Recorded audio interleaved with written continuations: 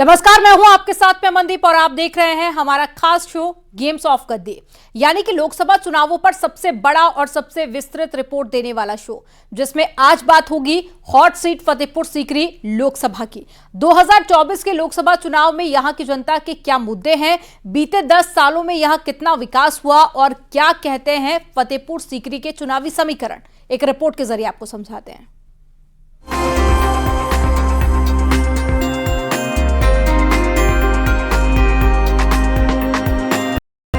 फतेहपुर सीकरी मुगल साम्राज्य का बसाया शाही शहर, जो आज भी मुगलिया सल्तनत की अनेकों निशानी समेटे हैं। 10 साल तक मुगल साम्राज्य की राजधानी रहा यह शहर 1571 में बसाया गया था। फतेहपुर सीकरी नाम अरबी मूल से है। फतेह का अर्थ है जीत और सीकरी का अर्थ है भगवान को धन्यवाद देना। शहर का पुराना नाम फतेहाबाद बादशाह अकबर ने दिया था, जिसका अर्थ जीत का शहर है। लेकिन अब भारतीय गणराज्य में यह शहर एक हॉट सीट बन चुका है। फतेहपुर सीकरी सीट पर सियासी चक्रव्यूह तैयार है। इसे कौन भेदेगा? कौन होगा फतेहपुर सीकरी की सियासी सल्तनत का नया किंग? क्या है यहाँ के समीकरण? पूरी कहानी विस्तार से समझते हैं। 2009 के परिसीमन के बाद सबसे पहली सीट फतेहपुर सीकरी लोकसभा में बहुजन समाज पार्टी ने दर्ज कराई। बहुजन समाज पार्टी के कद्दावर नेता रामवीर उपाध्याय की पत्नी सीमा उपाध्याय पर बहुजन समाज पार्टी ने दांव खेला था। हालांकि 2009 में ये सीट बहुजन समाज पार्टी के खाते में गई, लेकिन 2014 हो या फिर 2019 दोनों बार ही इस सीट पर भारतीय जनता पार्टी का कब्जा रहा। लेकिन अब एक बार फिर से विपक्ष इस सीट को अपने खाते में लेने की होड़ लगा रहा है। फतेहपुर सीकरी लोकसभा सीट के अंदर 5 विधानसभा सीटें आती हैं। इनमें आगरा ग्रामीण पर बीजेपी, खेरागढ़ सीट पर बीजेपी जीती थी। फतेहाबाद सीट भी बीजेपी के खाते में गई, जबकि बाह और फतेहपुर सीकरी पर भी बीजेपी ही काबिज है। यानी लोकसभा क्षेत्र की 5 में से 5 विधानसभा सीटों पर बीजेपी काबिज है। हालांकि इस इलाके में ग्रामीण वोटर्स का बोलबाला है। शहरी वोटर करीब 14% है कि ग्रामीण वोटर 86% के आसपास है। ऐतिहासिक इमारतों वाला ये इलाका पर्यटन का प्रमुख केंद्र है, ठीक उसी तरह जैसे ये इलाका सियासत का प्रमुख केंद्र है। यूं तो इस सीट पर पिछले 1 दशक से चुनावों से कमल खिल रहा है। 2014 के नतीजों को देखें। मोदी लहर में बीजेपी से साल 2014 में यह बीजेपी उम्मीदवार चौधरी बाबूलाल ने बसपा की उम्मीदवार सीमा उपाध्याय को 1,73,106 वोट से हराकर इस सीट पर पहली बार कमल खिलाया था। उस चुनाव में इस सीट पर बसपा नंबर 2, सपा नंबर 3 और रालोद कांग्रेस गठबंधन नंबर 4 पर आया था। 2014 में इस सीट पर 15,80,000 वोट पड़े थे, जिसमें 44% महिलाएं थीं। 2009 में बनी इस लोकसभा सीट पर यह बीजेपी की पहली जीत थी। फिर 2019 में बीजेपी ने कैंडिडेट बदल दिया और मैदान संभाला राजकुमार चाहर ने। 2019 में बीजेपी ने 6,67,147 वोट पाकर रिकॉर्ड जीत हासिल की, जबकि कांग्रेस से राज बब्बर को महज 1,72,082 वोट मिले थे। वही बीएसपी उम्मीदवार भगवान शर्मा को 1,68,043 वोट मिले थे। लेकिन 2024 का समीकरण पूरी तरह बदल चुका है। इस बार विकास की बदौलत बीजेपी ने मुस्लिमों का दिल भी जीत लिया। मुस्लिम वोटर खुलकर बीजेपी को वोट करने की बात कह रहे हैं। विकास तो हो रहा है, मोदी सरकार करा रही है विकास, और आदरणीय उत्तर प्रदेश की सरकार है योगी आदित्यनाथ की, वो भी करा रही है। विकास चारों तरफ चल रहा है, विकास का पहिया चल रहा है। और मैं तो आपसे ये आपके माध्यम से ये कहना चाहता हूँ, यहाँ का जो प्रत्याशी है जो 0 ग्राउंड पर रहता है, गाँव गाँव जाता है, उसी को टिकट मिलना चाहिए। बाकी सरकार का मतलब है सरकार सही चल रही है अपना, ऐसी बात नहीं है। गरीबों के लिए बहुत रोजगार भी मिल रहा है, गरीबों के लिए जो है अनाज भी मिल रहा है। फतेहपुर सीकरी में काम कराया है हमारे रमेश्वर भैया, जो यहाँ के बाबूलाल जी के बेटे हैं, उन्होंने बहुत काम कराया है।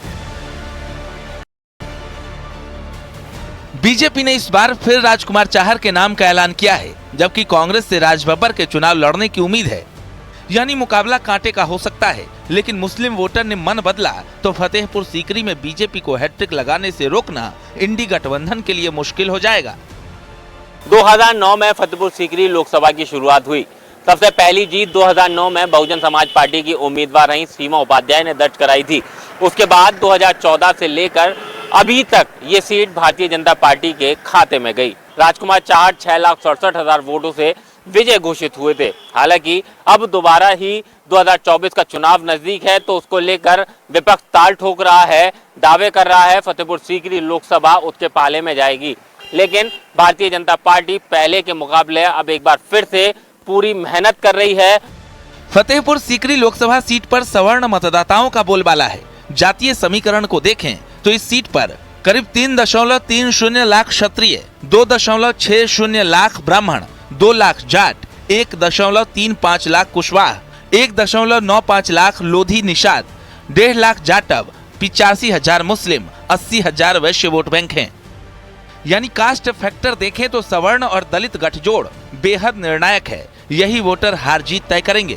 लेकिन हैरत की बात है कि इस सीट पर अब तक बीजेपी और बीएसपी को छोड़कर किसी भी दल का खाता नहीं खुला है। इस बार इंडी गठबंधन में ये सीट कांग्रेस के खाते में गई है। अब देखना होगा कि फतेहपुर सीकरी में कांग्रेस अपना खाता खोलती है या बीजेपी जीत की हैट्रिक लगाएगी। फतेहपुर सीकरी से न्यूज़ 18 के लिए कामिर कुरैशी की रिपोर्ट।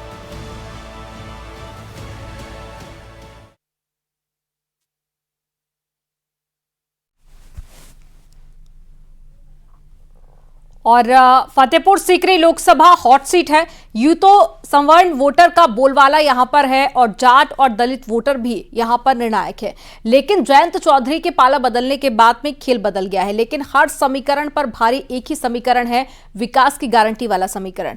कितना इस इलाके में विकास हुआ है और क्या मुद्दे हैं यहां की जनता के, आपको बताते हैं। वो लगातार सजने संवरने के काम हुए, साफ सफाई रही, लेकिन पानी की सबसे बड़ी समस्या थी। यही वजह थी कि अकबर ने जो फतेहपुर सीकरी को राजधानी बनाया था, पानी की समस्या के कारण वह फतेहपुर सीकरी छोड़कर चला गया। लेकिन अब फतेहपुर सीकरी की जनता कहती है कि अब घर घर गंगा जल जा रहा है, घर घर पानी की समस्या समाप्त हो गई है। तो कुल मिलाकर कह सकते हैं कि इस बार चुनाव में फतेहपुर सीकरी लोकसभा पर बहुत पेचीदा मुकाबला देखने को मिलेगा। फतेहपुर सीकरी की जनता विकास के साथ है और बीते 10 सालों में इस इलाके में जितना विकास हुआ वो सभी देख रहे हैं। लिहाजा जातिगत समीकरणों पर विकास भारी पड़ रहा है। फतेहपुर सीकरी में इस बार समीकरण बहुत बदलाव नजर आएगा आपको। देखिए 2009 की बात करें तो 2009 में बसपा का पूरा पूर्ण बहुमत था और बसपा का पूरी सरकार भी थी, ठीक है, उत्तर प्रदेश में। आप इस बात के लिए कहेंगे कि 2 बार से भाजपा सरकार इस बार इस सीट पे काबिज रही है, तो इस बार भी भाजपा सरकार ही काबिज रहेगी लोकसभा सीट पे। और लड़ाई एक फाइटिंग वाली बात जरूर होगी, आसानी से सीट नहीं निकलेगी फतेहपुर सीकरी की। फतेहपुर सीकरी की जनता मुद्दों पर वोट करती है, लेकिन ये भी सच है कि इस सीट पर जातिगत समीकरण बेहद हावी है। फिर भी अगर उन मुद्दों की बात करें जिन पर इस बार जनता वोट करेगी, तो सबसे पहले आता है पानी। इसके लिए घर घर गंगा जल की व्यवस्था की गई है। दूसरा मुद्दा है विकास, जिसमें सड़कें और नए कॉलेज मिले हैं। तीसरा मुद्दा है राम लहर, यानी इस इलाके में भी राम मंदिर एक बड़ा मुद्दा है। चौथा मुद्दा है रोजगार। यहाँ रोजगार को लेकर कुछ लोगों की शिकायतें जरूर हैं। आम जनता इन्हीं मुद्दों के आसपास वोट करने का मन बना चुकी है। गन्ना एक तरह से पश्चिम उत्तर प्रदेश की रीढ़ है। इस जितनी भी यहाँ पे किसान खेती करता है उसका घर भी इसी से चलता है। बच्चों की फीस और बेटी की शादी, जो भी घर में अगर कोई कार्य होगा, मकान बनाना, ट्रैक्टर खरीदना है या बैल खरीदना है, तो उसके लिए गन्ना के ही पेमेंट आती है। किसान उसी से अपना घर चलाता है। गन्ना किसान तो खुश है फिलहाल में रेट बढ़ने से, और ये क्या नाम अच्छी बात है, जितना रेट बढ़ा बहुत अच्छा बढ़ा। और भी कोशिश करे प्रधानमंत्री जी, बहुत बहुत धन्यवाद प्रधानमंत्री जी को। और मैं तो फतेहपुर सीकरी में पर्यटन रोजगार का बड़ा जरिया है, क्योंकि बुलंद दरवाजा और अखबार, लेकिन विपक्ष की अपनी शिकायतें हैं। कांग्रेस की पूरी रणनीति तैयार हो चुकी है। कांग्रेस ये चुनाव बड़े दम के साथ और बड़ी जो है बखूबी से लड़ेगी। तो कांग्रेस हर तरीके से, हर मजबूताई के साथ फतेहपुर सीकरी लोकसभा सीट को अपने पाले में लाने की कोशिश करेगी। फतेहपुर सीकरी की जनता स्पष्ट जनादेश के लिए जानी जाती रही है, यानी जिसे जीत मिली उसे बम्पर मिली, जो हारा वो बुरी हार हारा। इस बार भी बीजेपी से राजकुमार चाहर तो विपक्ष से राज बब्बर के बीच मुकाबले की उम्मीद है। इंतजार चुनाव और उसके नतीजों का है, जब जनता फतेहपुर सीकरी के सियासी सल्तनत का नया किंग चुनेगी। फतेहपुर सीकरी से न्यूज़ 18 के लिए कामिर कुरैशी की रिपोर्ट।